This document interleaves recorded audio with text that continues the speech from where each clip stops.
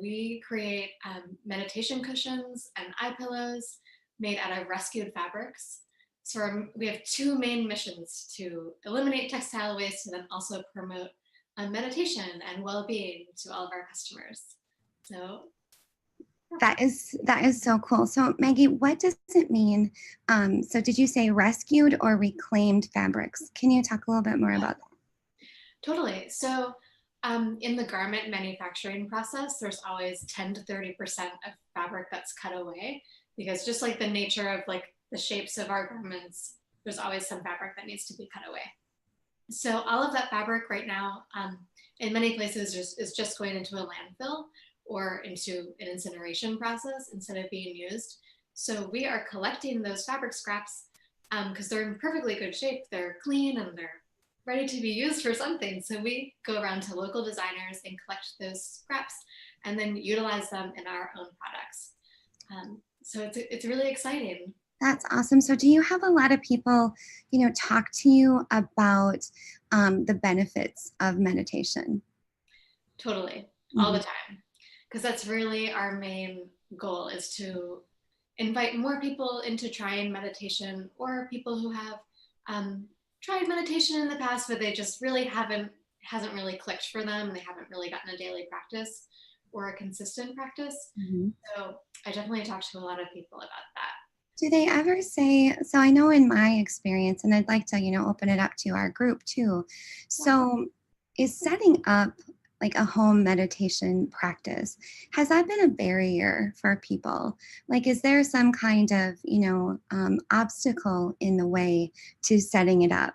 And if so, what are some of those barriers? Like, why does it seem like a really difficult project? Right. Yeah. I think starting and maintaining a meditation practice is super challenging for me, for everyone that I talk to. And that could be for a variety of reasons, because the way that our brain is set up, we think, oh no, I'm fine. I don't need meditation right now. I'm good.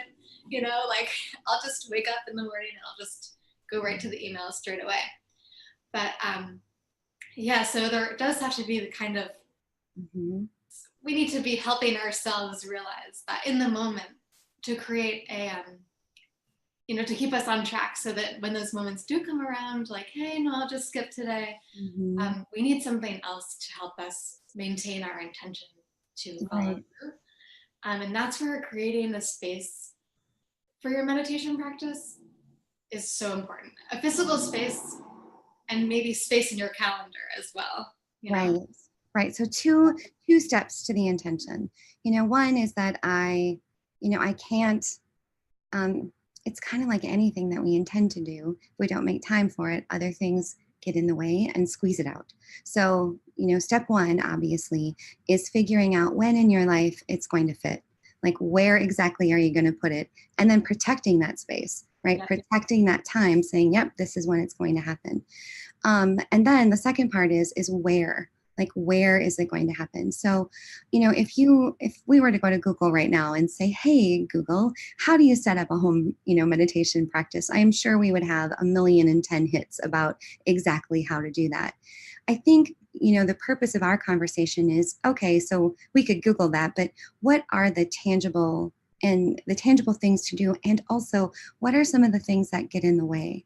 So for me, when I set up my home meditation practice, I am really distracted by mess in my house. And if there is clutter or, something that's kind of pulling energy, because, and I know that sounds a little nuts, but like it, bless you, but it like pulls away from my focus. I can't, it's almost like I don't allow myself permission to sit down to this practice, and bless you all day. It doesn't allow me to, I feel like it's a luxury to sit down and do this, kind of peaceful, restorative practice when there is a stack of laundry or whatever the case may be. So have you found that to be true too, Maggie? Do people talk to you about that? Totally. I experience it myself, because I live in an apartment. It's pretty small, with my boyfriend, and each of us, we have our things. We have our laundry that we're doing at the last minute. Yeah, totally. Right. Really get in the way, but I just know that I know I'll feel better if I just clear that stuff away, find a place for it. Because the benefits of doing that and, taking the couple extra seconds to do so is so worth it. Because it can really negatively impact, that consistency that you create for yourself and that time. Right. Well, and I think the other thing that so I make a space in my home where the clutter isn't going to interrupt me. So I don't have like one of those Pinteresty spaces that looks perfect with, candles and beads and I don't have that. Yeah, I don't have that. That's not practical. So I don't have that. And I wouldn't even know how to set that up because, I have children and, you know how it is. Totally. But I have decided that there is a space, here in my office studio where it's a no-fly zone for clutter. It's a space where, because if it's there, it's going to ruin what it is I'm trying to do, and it's going to take away from my intention. So for others, in our call, if you even want to put into the text chat, have you experienced what Maggie and I are talking about? This, I'm distracted by the clutter, or I don't feel like I have the perfect space. Just go ahead and put it in the comments. That would be really, really helpful. So for me, the step and the takeaway is I have a place where it's a no clutter zone because it ruins my practice if it's there. The other thing that I do is I leave what I need in that space. So, I tend to move around. We move around with our yoga mats, right? So it's in the car, it's at the studio. Sometimes I, throw it in a bag. They're all over the place. So I have one mat that is special. That is my meditation mat. And then my pillow goes on top of it. And I don't need the mat, but I want it. So Maggie, what do you do? Defines the space around you. Right. It's like the border. Yeah. Yeah, it's the geographic border of what I'm doing. So what do you set up for yours? Yeah, so I do some mindful movement before I start meditating, because I sometimes have a lot of energy in the morning, or that desire to get up and do something else. So I first start with some mindful movement, which is light yoga and poses and such. Mm-hmm. So I do have a mat usually underneath yoga mat underneath my cushion. Yeah. Yeah. Yeah. And I think that, for those of us how to set up this whole meditation practice, I think so. Step one is we're going to put it in our calendars. When does it happen?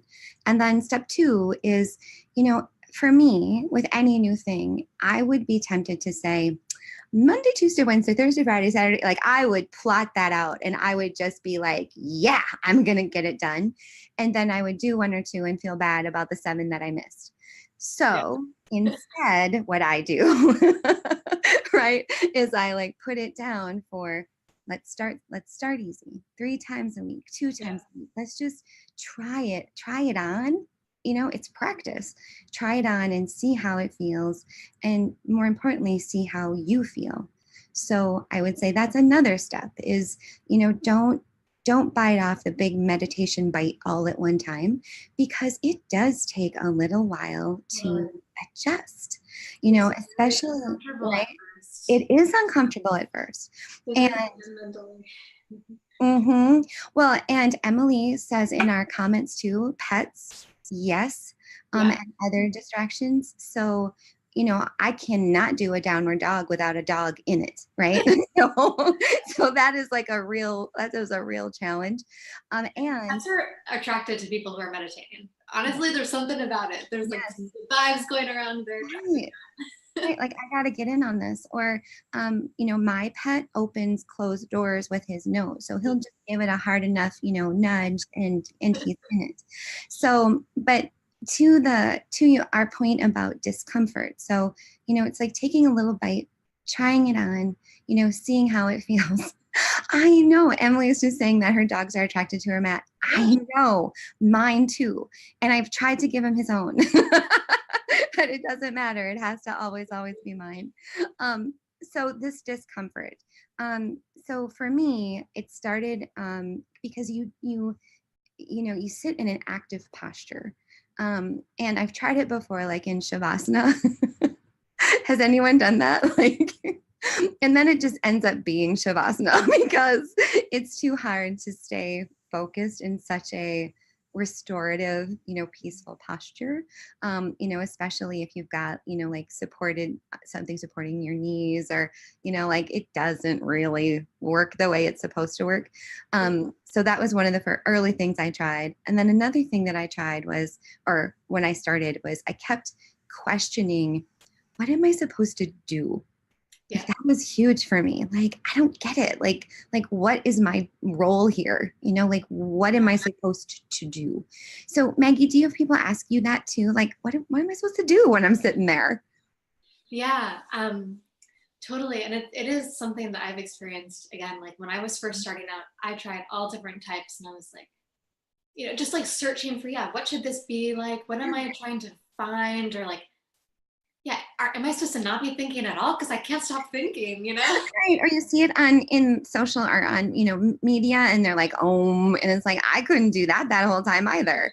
So it's a little bit of, it's mixed. It's like, that's not really what it is. So, but please continue. Yeah, but that's why I do suggest, like, if you are totally new to meditation, then trying a couple of different types is really important. Maybe trying each type a couple of times to see, because each time can be a bit different, and maybe you can get a bit further each time. But they're all different types. Like there are some just basic, just sitting and slowing down your breath, maybe counting the breath, inhales and exhales. Making a match. Yeah, right. Like matching them and count equal inhale and exhale. Just something really simple like that. Just keeping the awareness on the breath is just so basic, and you can really do that anywhere. I used to do that on the subway in New York because I used to live in New York.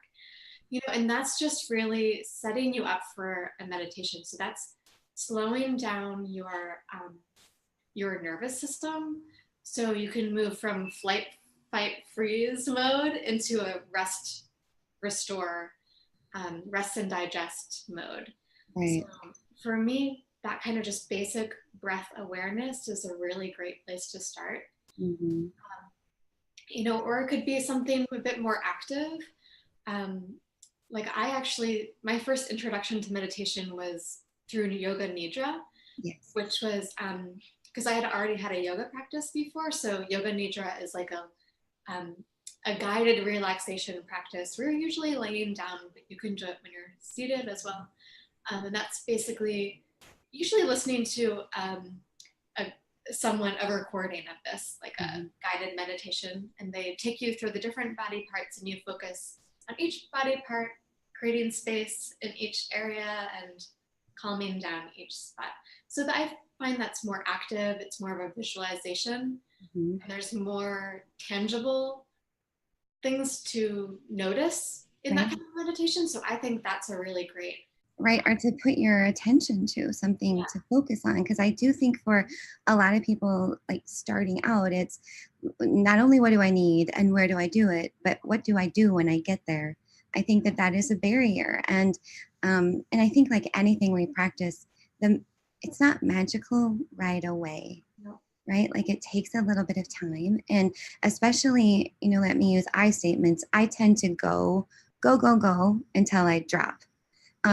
Right. So somewhere along the way, I thought that maybe rest is for everyone but me, which is ridiculous. So people like free time or something. Right. Exactly. So, but really, it's for everyone. Oh my goodness. You don't need it. Oh my gosh. But the concept of taking this time, and I think that's the other thing in starting a meditation practice, is the tiny bite. It's a tiny bite of time, because I think if I were to sit down and say, this is the first time I'm going to do it, and I'm going to sit here for 20 minutes, that would probably be the last time that I did it, because that's just too hard for me to wrap my mind around. So for me, I started with 10 minutes. That was it, just 10 minutes. And I started with breath work, first of all, and then doing, as you suggested, Maggie, matching, inhales and exhales, and trying to quiet the massive to-do list that's always running through my thinking. And all I did was focus on breathing. That was it. Now, to be honest, completely honest, when you start, there are pops. right? I have to go to the grocery store. Stuff, I should have sent, yeah, like stuff pops in there. Like it's challenging. And I think that like anyone who sits down to say, I'm gonna, clear my mind of everything, like that seems like a really big act. I don't even think that's possible. I think the thoughts are always there. It's really about slowly building an awareness of those thoughts. Right. And eventually you can slow them down. But initially it's just building that awareness. And that's a huge first step. And that in and of itself will take so long. Right. So that's why we really do need to do this consistently, Right. Well, and I mean, have you heard that too? So like Emily and Maggie and our folks on our live, like, have you thought that like when you sit down to meditate, it is about, having nothing in there so that you've got room for other things to come in. Just let me know in the comments if is it just Maggie and I who like, because I originally thought that when I first got started, which is why I didn't get started. Because I'm like, I don't know how to do that. Like, I am going to need a guidebook, maybe some tutorials. Like, I don't know how to do that. So, yep, I'm seeing in our comments that that's pretty common for a lot of people, that it seems like a pretty tall ask. How do you do it? So I think having a sacred space, whatever that means in, your world, in your apartment, in your house with a lot of children, where your dogs are, like how do you carve it out? And what are the triggers? For me, it's clutter. There cannot be clutter. For other people, it might be noise, or it might be like it can't always be a pass through for other people, so that you're not interrupted, so that you can focus on your breath and pay attention to yourself. And then from there, I would say starting is getting it in your calendar and taking a little bite, just a little bite at a time, not every single day for 30 minutes. I don't know how that would work, at least for me. I don't think I could do that. Right. I'm not up to 30 minutes either. It's very hard. Yeah. No. Okay. So we know that so we know a little bit about the benefits, right? We know, or do we? Like, it's my assumption that folks know about the benefits of meditation, but maybe we should talk about that a little bit. I mean, I think that there's certainly enough, data and science behind it now to know that, folks who take time out actually end up being more well-rested, more productive, healthier. And so I don't know, Maggie, what are your thoughts on that? Yeah, I mean, there are so many aspects of your life that meditation can really help with. I would say for me, since I am an entrepreneur and I have a lot going on and I create my own schedule, I create my own everything. So every day I know I need that time to come back to remembering who I am as a person. Because all of us are self-guided, like we craft our lives and, within what we can control, so it's hard because we live in such a chaotic world these days, especially because we're consuming social media, news. Even right now, right? It's everywhere. I think we all need that time to come back and who am I? What's motivating me today, and short-term, long-term, everything, or like how am I feeling today? What are my feelings? Sometimes I get wrapped up in other people's feelings that don't belong to me. So I need that time to remember who I am, check in, see how I'm feeling, how my emotions are moving through me that day. I need that time. And for me, that's a really big piece of it. Well, and Maggie, I love that. Like, so I think that, when the next time I get that question of like, what is meditation for, or why would I do it? I think that your answer is succinct and beautiful. It's, you do it to reconnect with self, right? You do it to, clear away some of the clutter. And it's an excellent practice in self-care.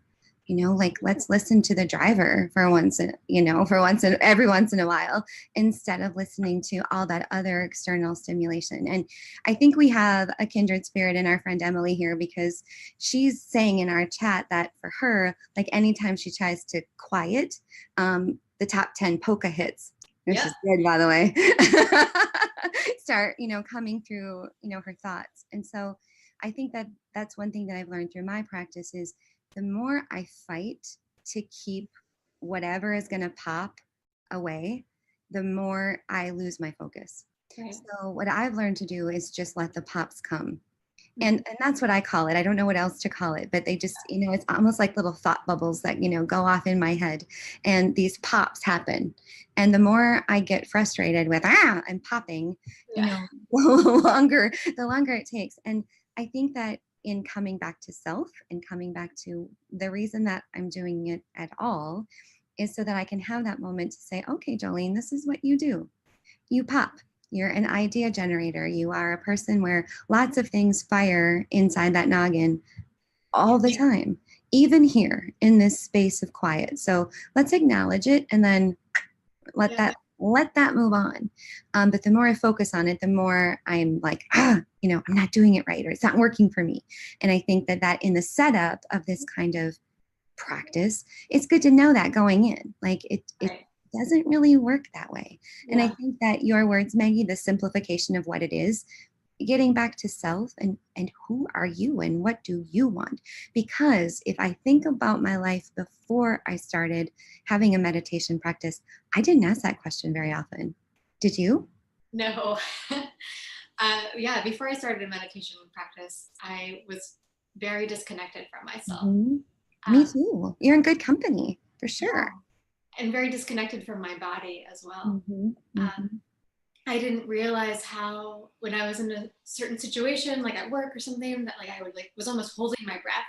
And I was like so tight everywhere. But through meditation, I started to create a language and just start to understand to start just noticing, like, oh, I feel tightness right here today, or like, oh, it's my stomach, because we all feel emotions in our body in certain places. And I think for me, especially before I even started meditation, I just had no awareness at all of what was going on. None whatsoever. And so for you, you found not only through what you were thinking, but then also through your physical body. Right.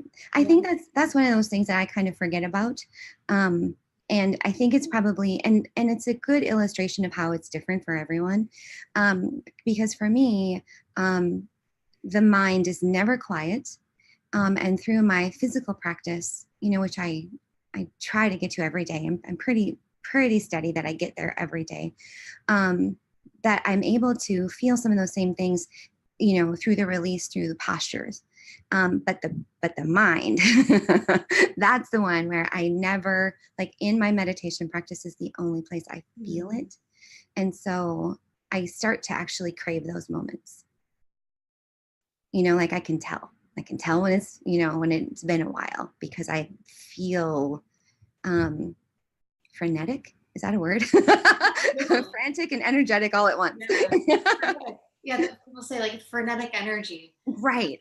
Which I think that we live in a time of frenetic energy around us. Like just if you turn on the TV, like the way that people speak so quickly and the images are coming in so quickly, or like scrolling through your feed, like that is a form of frenetic energy.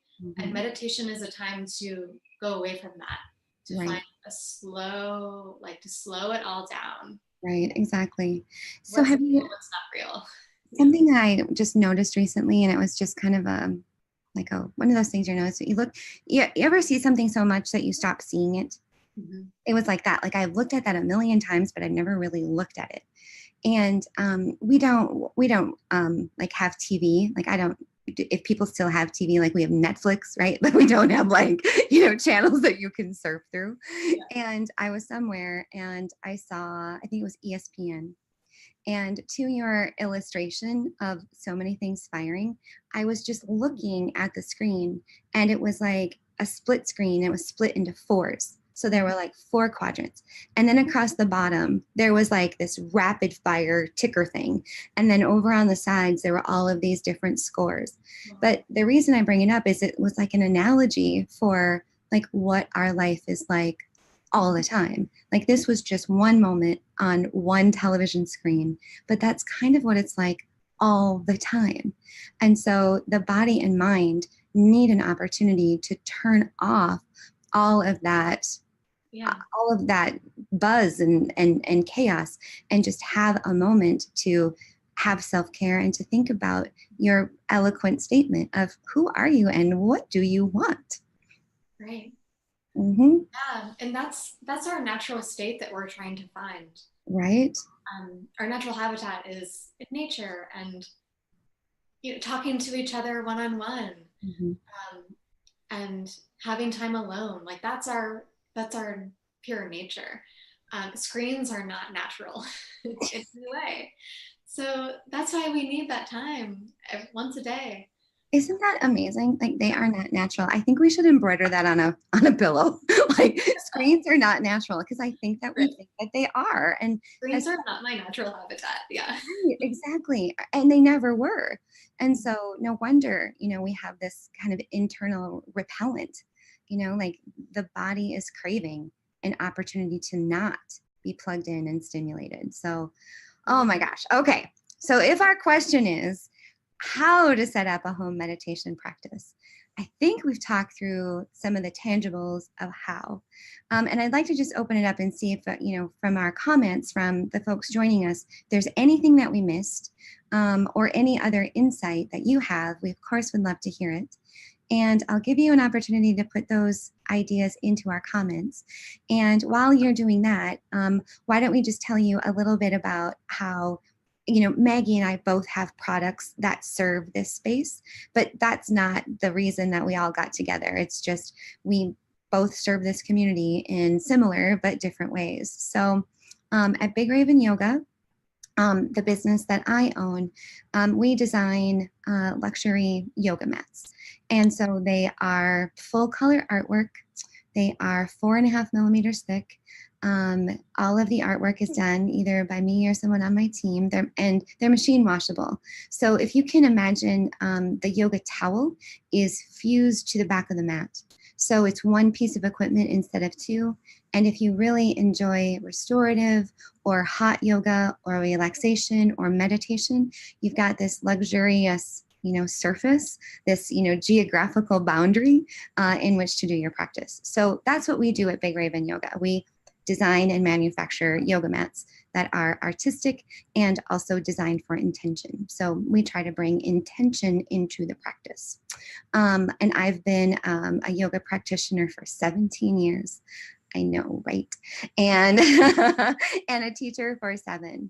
And so I got into having a yoga business through my love and passion for yoga. And it's just so awesome to work where your love is. So that's a little bit about me. Maggie, anything you'd like to add about Ethel Studios? Yeah. So I'm sitting on a cushion. Oh my gosh, I want to see. This is our natural colorway. Awesome. So yeah, they're all kind of a sweet, is it like a sweet pink or is it? It's actually like a really pale beige. Oh, nice. Natural, because some of it is like undyed cotton. Yeah. And linen. Like this piece of linen. And it's making a noise as you move it around. Yeah. So it's filled with buckwheat hulls. So there are these little shells from the buckwheat grain that is taken off during the milling process. Mm-hmm. So there are these hollow little grain pieces inside that give enough firmness and enough softness to support like a good spinal alignment when you're sitting on it. Yeah, and so it's a pretty traditional zafu kind of design, like a Japanese-inspired meditation cushion design. But the difference is that each one is truly one of a kind, because they're all made out of rescued fabric scraps, out of all different shapes and sizes of pieces that we're putting together. So you can see there's like this patchwork geometry going on here, and each one is unique to each cushion. So I love that. I love that so much. And so do you enjoy the process of hunting Like Yeah. hunting, figuring out the puzzle of how they'll all come together. Yes, I am like all about the puzzle because I still personally do all of the cutting and the piecework. And then I have stitchers who stitch the whole cushion up for Sure. me. So I just love the part of finding all the pieces and putting them all together and making unique designs for each customer. Maggie, that tells us a lot about you. When you say I love the puzzle part, because like I almost stopped listening, like my brain was like hard, too hard. Oh, that's awesome. That's awesome. So where can our friends find you and find your meditation? Yeah. So you can find us at ethelstudio.com. So it's ETHEL, then studio.com. Awesome. And it's also Ethel Studio on Instagram and Facebook. Awesome. I will be sure to put all of those comments are all those links in the comments. And then for us at bigravenyoga.com, we're pretty easy to find. And if you happen to go and visit us, we have a coupon code running right now because it's the end of May. So Maggie, did I tell you that we're doing this thing where 10 of our designs go away at the end of every month, and then 10 new designs come in. So there are 10 that have a very short shelf life. They're only going to be there for a few more hours. And so that's inside of our May collection. And the discount code is Bye Bye May. So if you're interested, you can go on over there and take a look. So, all right. So some of our last comments are, be careful of candles. Okay, that's a good one, I suppose. That makes sense. And make sure that you tell your family that you don't want to be disturbed. Right. I totally, yep, I totally agree with that. And then we have one more about, so someone here is saying that they have done it in the morning and kind of fell back into a snooze and then ended up being late for work. So one of their best practices is to set some kind of a timer or something to give you a little ping. Time is actually something that we didn't talk about yet. Yeah, let's talk about time. Yeah. Yeah. So finding the best time during the day for you is really important. Mm-hmm. Like for me, I need to do meditation right when I wake up, or else it's not going to happen. Mm-hmm. Like I'm going to get lost in something else. So I need to do it right away. But I know plenty of people, like I have friends who have kids, and like they absolutely cannot meditate in the morning. That's not going to happen. Like they need to create time for themselves at the end of the day, and that's what works best for them. So, or maybe one day it needs to be in the morning, the next day in the afternoon. Like some people can do well with that evolving time as well. So it's really about finding the best time for you that will work with your schedule and will work with how you're feeling. So yeah, I think that goes into our little bucket of take a bite, right? Just take a little bite and see. And you and I are opposite here. I cannot do morning because I probably need to get more sleep so that when I wake up, I don't want to go back to sleep immediately. And I have people to get out the door for school. So it's kind of like we start and we go. So my time for practice is end of day after a warm bath usually, because then I'm still working on washing all that frenetic stuff. And I am obviously, sometimes I'm being honest, I have my phone. They're waterproof now. So sometimes I have it nearby. But the idea is to be, unplugged for me for a while, like, a nice long bath and then my meditation practice and then to bed, and keeping out, any of those channels that make what I'm trying to do even more difficult. So I would put both of these ideas in our how to column, take a little bite of time of day and see how that works for you. So, and the great thing is about anything that you do connected to yoga is it's a practice. Like there's really no right or wrong. There's only right or wrong for you. Like that is definitely the bottom line. But through what we've tried and attempted, these are some of the things that we've learned, while kind of dancing and practicing and taking these little bites to figure it out. Yeah. All right. Well, cool. All right. Well, I want to extend a huge thank you to my friend Maggie for being on with me. Thank you so much. This was so fun. Yeah. And once you figure out the technology, it's okay. And Emily, our brave Emily, for jumping on up into our Zoom and being in our little Brady Bunch tiles. We really appreciate that.